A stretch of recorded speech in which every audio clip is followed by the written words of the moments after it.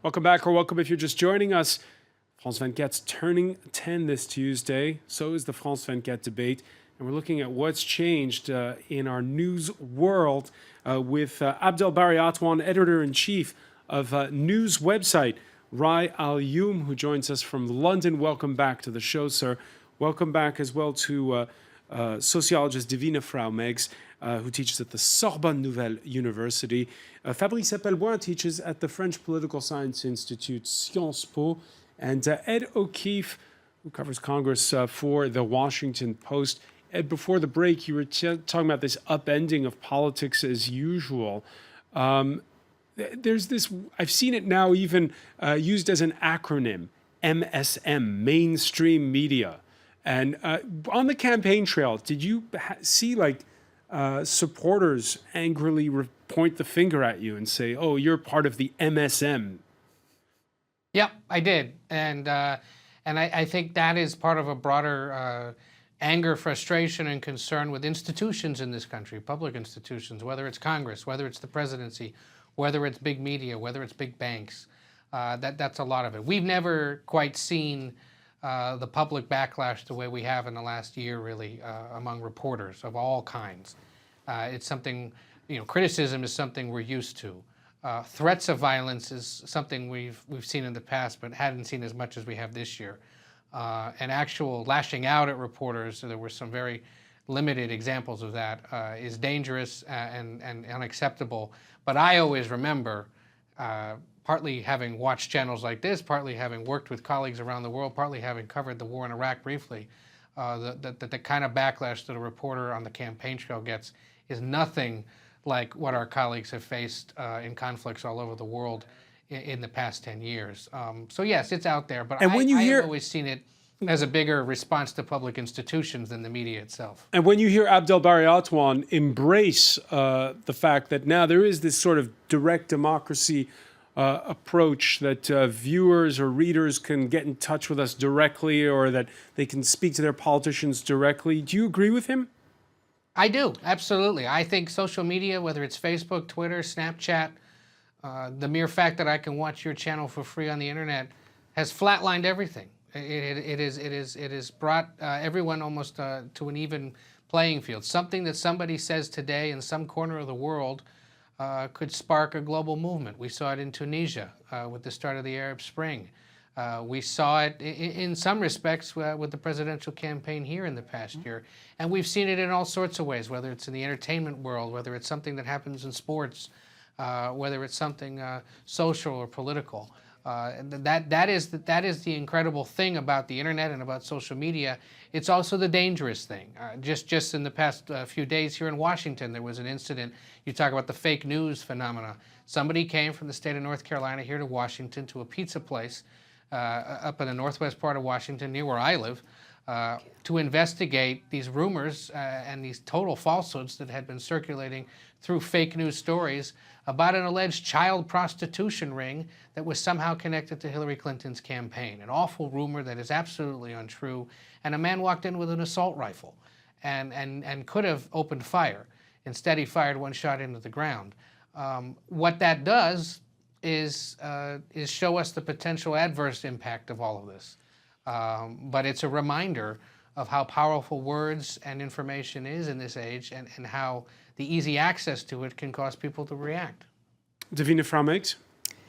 I think it's a more mitigated view I would take on what's been happening in the news. Definitely there's a lot of variety of news. I'm not sure there's because real you're hearing diversity. Hearing Ed say, look, it's a double-edged sword. And on the one hand, it's great that we all have access to it. Yeah. And yeah, we have to tread cautiously and be well armed to counter the fake news. Yes, I'm a media information educationist, so I would say that.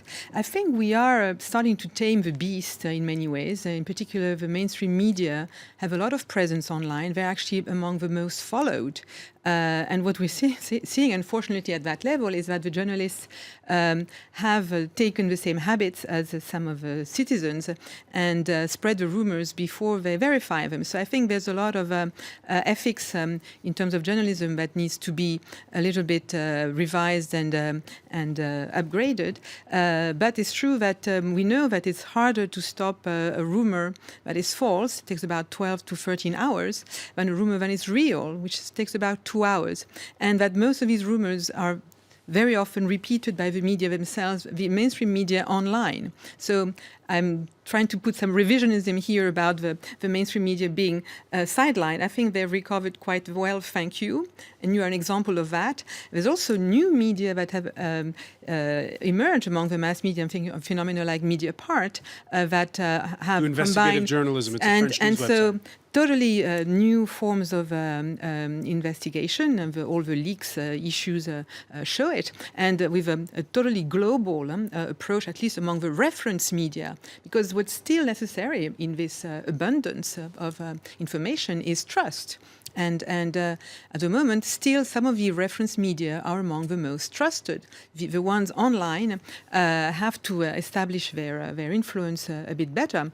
And we know that, unfortunately, online, what is happening at the moment is what some colleagues call the filter bubble, where you are basically receiving always the same information because you are profiled for liking such and such information. And so the real pluralism of receiving news from the whole spectrum is not appearing. You have a tendency to lock into what you already believe in, and that may have created some of the phenomena, some of the swings we have seen, and some of the underestimated votes in Brexit, the US, and probably soon in France. It's a very difficult time because the situation of the media reverberates also the situation of society, and we're in a society where there is voter fatigue. There's a lot of paralysis, the feeling that we are back to the 30s in a way, in terms of not trusting anymore the mainstream of everything, the mainstream of media, the mainstream of politics. And so looking at extremes, this paves the way for different kinds of populism that are fed in by the echo chambers that are organized around those bubbles where people can stay enclosed. And so this is, to me, what is the novelty that we have to be worried about, is how to get people out of these locked rooms and bring them more to a varied in the old bubble. fair. Yeah, first of all, fake news is nothing new. Remember the kids' hospital invaded by Saddam Hussein army? That was a terrible thing. Fake news. Remember the event that sparkled the war in Vietnam? Fake news. Remember Libya? Fake news. What has changed those last 10 years is that anybody can do that. You don't have to be a state, or you don't have to be a media mogul to do this. Anybody can do this. That's the real difference, and the only difference.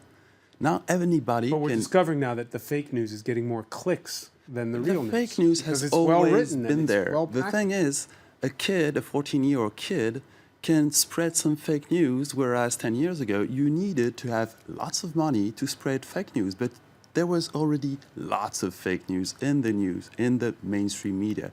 Today, the mainstream media do not have anymore any monopoly on fake news. When it comes to the filter bubble, what we used to have before, 10 years ago, was another filter bubble made by mainstream media who express roughly, let's say, 20% of available political options in our country, no more, 20%, no more. Today, people tend to lock themselves in another bubble, which is not a great solution, but the previous one wasn't great either. All right, let's ask Abdel Bari Atwan, who covers the Arab world, but you're also a Londoner, so you've had front row seats to what's transpired there. How do you, first of all, make sure that you personally get out of that bubble, so that you're not always just reading people you agree with? Well, to be honest, no. The problem is, first, we don't have a lot of time as we used to in the past, for example, before 10 years or last 20 years or something. Now we don't have time. It's really because of the flow of information. You don't know where to go. You don't know how to find the right one. And I agree with Davina here. And it is, but honestly, the rumors, the fake stories, it is extremely dangerous and it is extremely difficult to vet.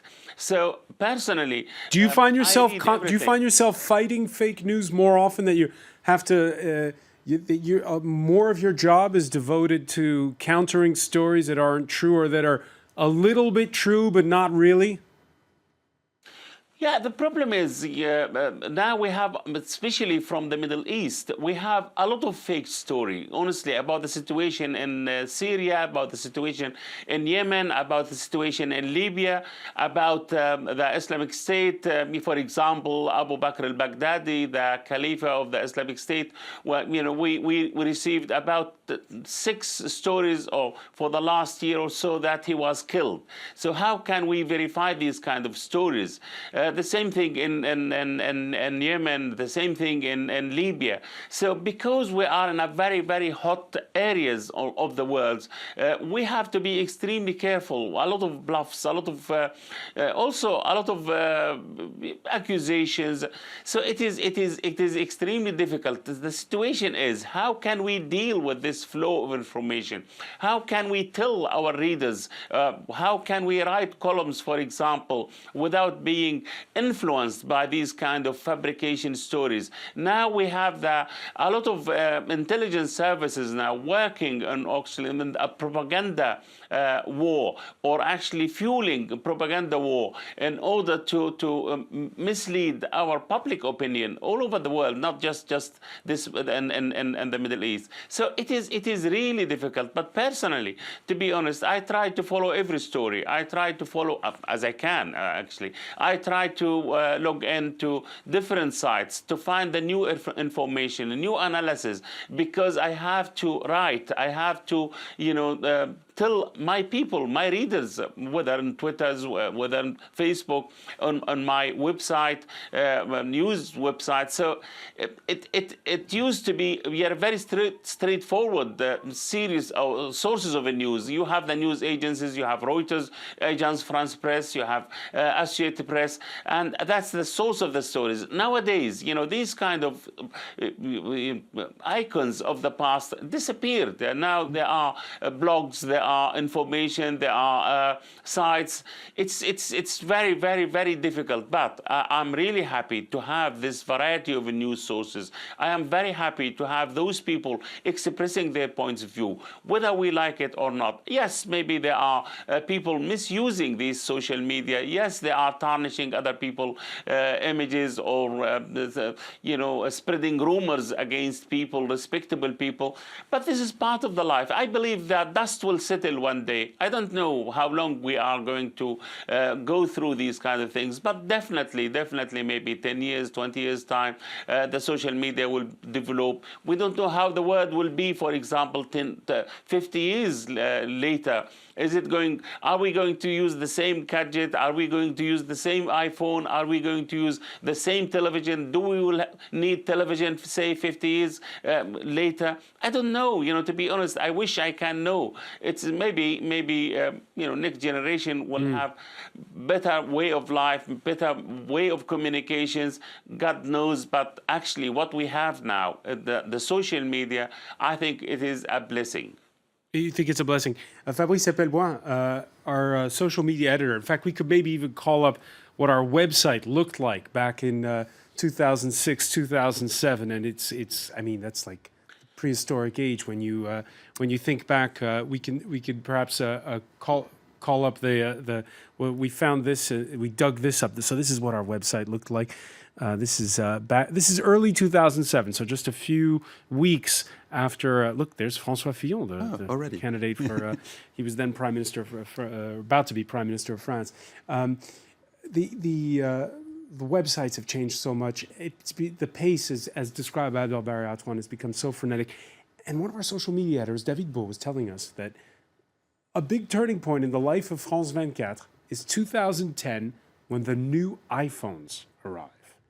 How has that changed things, the way we read our news? Well, suddenly people began reading news and anything everywhere. In the subway, at their job because they were bored, anywhere. And soon the relationship between news outfit, and the readers became much more intimate. It wasn't related to a TV somewhere in a place. It was everywhere, within in everybody's pocket, and it really changed the relationship between news media and the readers. Because on the iPhone, like on the computer, blogs and other media were a click away, and it put all those news outlets and blogs in a huge competition. And it wasn't always good for the media. People started to realize that, for example, when a journalist was talking about a really specific topic, there were many experts who had much deeper knowledge than a journalist who came and commented on an article saying, this is bullshit. And people started realizing that, yeah, from time to time, there's bullshit in the news, and more often than we'd like our news to be bullshit, lots of content was not really fake news, but not serious work on a journalist point of view. All right, so being called out, that's one thing.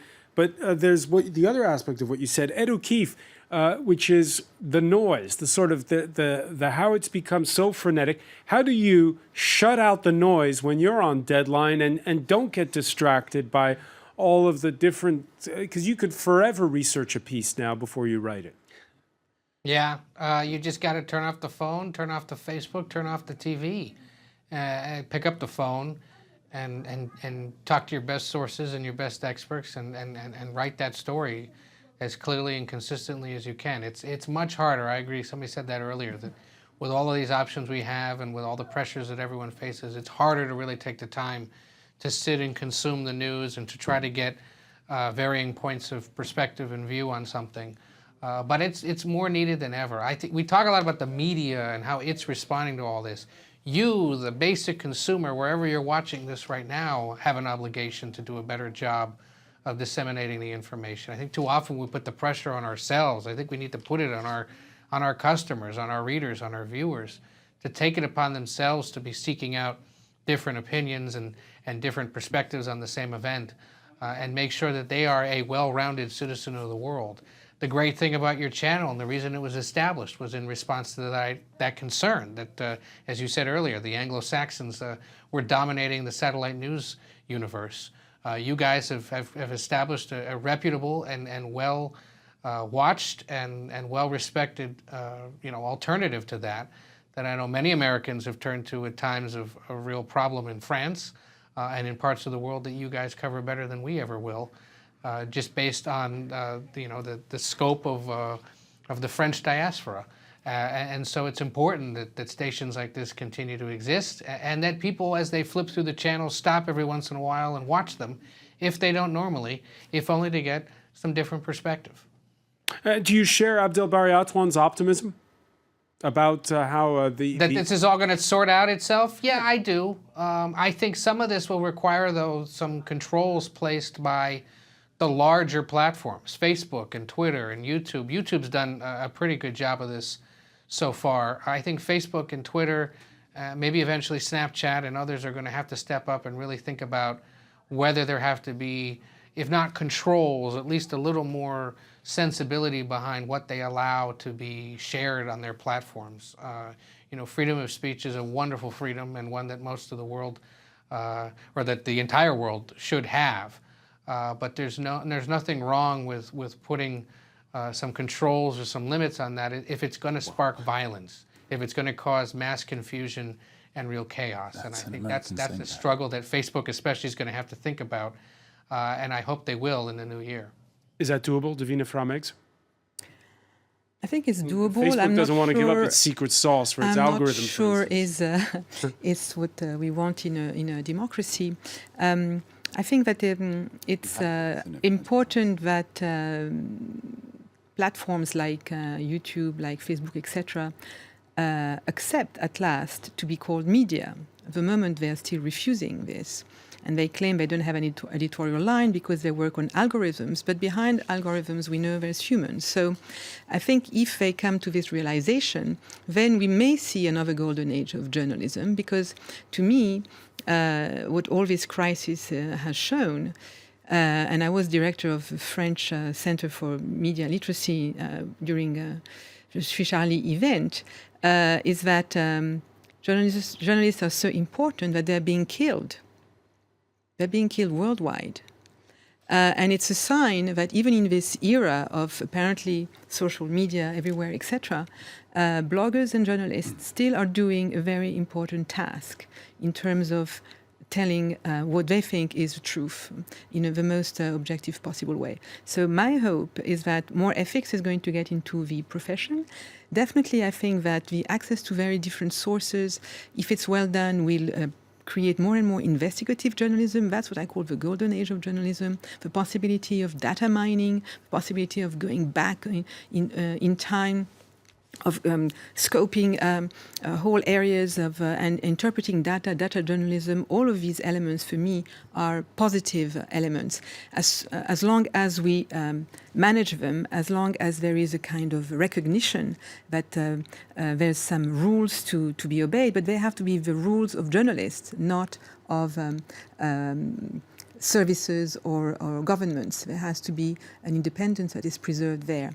But I think that there is at the moment an editorial line of Facebook, of Twitter, etc. And that has to be made clearer, more transparent, where only to build trust in them. Fabrice Appelboin, you agree? Not really. First of all, I don't consider Facebook as a media. They don't produce any content, and the content people put inside Facebook is mixed by an algorithm, and thinking that you are going to code an algorithm that will output an editorial policy is not really understanding what technology is all about. You're It not was the doing that when accusation you're on the coding. campaign trail. It was, Algorithm regulation, absolutely. yes. What really happened, and if you want to have a look at this, check out Wired, was that Trump used Facebook in an astonishing way.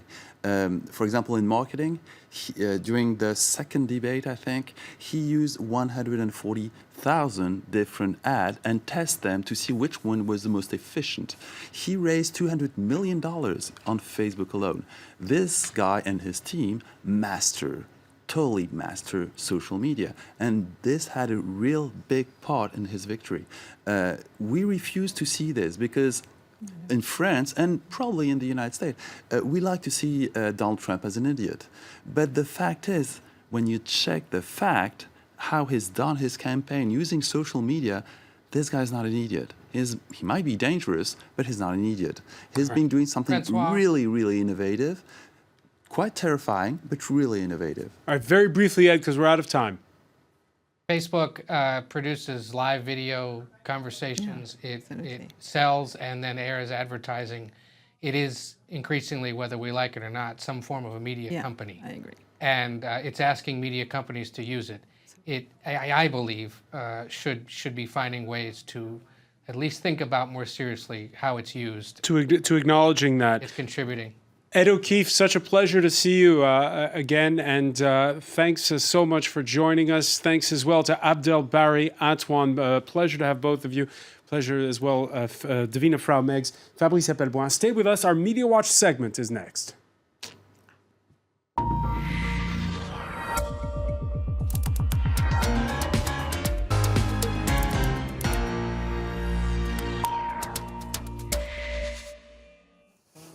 And we say hello to James Creedon. Hi, François. James, we've been talking here about how things have changed over the past 10 years. It's amazing to think that you come out here every night and you show us tweets and things. And I was looking it up.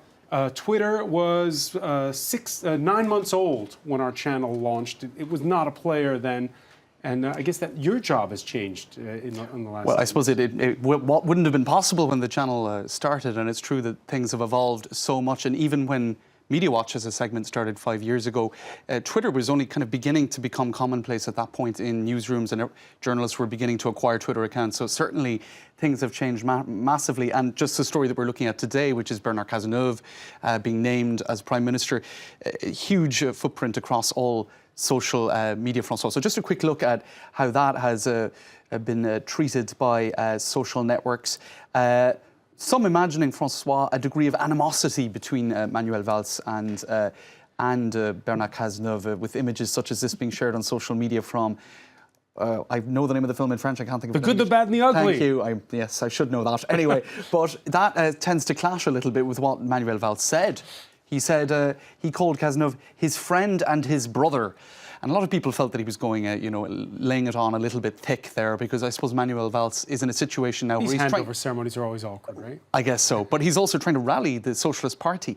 He's seen as having possibly, to use an expression that's being used a lot, stabbed François Hollande in the back. But he needs the supporters of François Hollande. He needs all of the ministers who were sort of known as Hollandistes, or I suppose in the Hollande camp. So he's laying it on pretty thick. In any case, it's perhaps somewhat ironic, as some are relaying here on Twitter as well, that just a year ago, Bernard Cazeneuve said, Prime Minister, that it's absolutely impossible. It's not something I'm envisaging in any way, shape or form. And I guess he's only going to be there for 5 months. It's going to be, I think, a record short role. But anyway, in any case, a lot of people commenting on it nonetheless. Some pointing out that he is exactly the same age we were as noticing Johnny that. Depp. Did you? All right, Davina, do you know how old he is? To tell the truth, no. He's 53, 3 years younger than Manuel Valls, and I suppose his image is somewhat more austere, somewhat more serious, and some being a little bit unfair, maybe contrasting him with Johnny Depp. I think they're a week apart in terms of age, but perhaps in style it's a little bit more of a gap. What else do we have? But he has a sense of humour. He did say in 2012, when summertime came, which meant 1 hour less of sleep, that's 1 hour less of Nicolas Sarkozy. So he won some sort of a prize for humour for that. Political humour. So he can be funny even if he's got a serious image. Anyway, lots more. Men who don't have hair usually are funny. We'll get to it later. Men who don't have hair usually are funny. Oh, there you Good to go. know. James Compensating. Creed, I want to thank you. I want to thank our panel once again.